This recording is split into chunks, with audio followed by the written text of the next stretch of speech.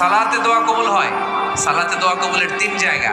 একটা হচ্ছে তাকবীরে তাহরিমার পরে আমরা সানা করি না, আমরা তো একটা করি।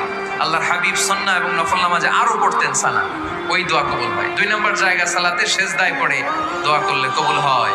আকরাবু মা ইয়াকুনুল আবদু মির রাব্বিহি ওয়া হুয়া সাজিদ ফাকসিরু ফীহি দুআ।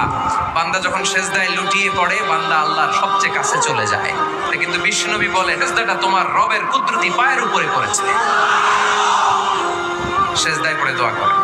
সালাম ফিরানোর আগে বিশ্বনবী দোয়া করতেন, লা ইউসাল্লিমান্না আহাদুকুম হাত্তা ইয়াতাআওয়াযা মিন আরবা'a। আল্লাহর হাবিব বললেন, 4 জিনিস থেকে পানাহ না আছে আমার কোন উম্মত যেন সালাম না ফিরায়। তারা যেন পড়ে, আল্লাহুম্মা ইন্নী আউযু বিকা মিন আযাবিল কবর, আউযু বিকা মিন আযাবি জাহান্নাম, আউযু বিকা মিন ফিতনাতিল মাহইয়া ওয়াল মামাত, আউযু বিকা মিন ফিতনাতিল মাসিহিদ দাজ্জাল। আল্লাহ কবরের আযাব থেকে বাঁচাও, আল্লাহ জাহান্নামের আগুন থেকে বাঁচাও, আল্লাহ জীবন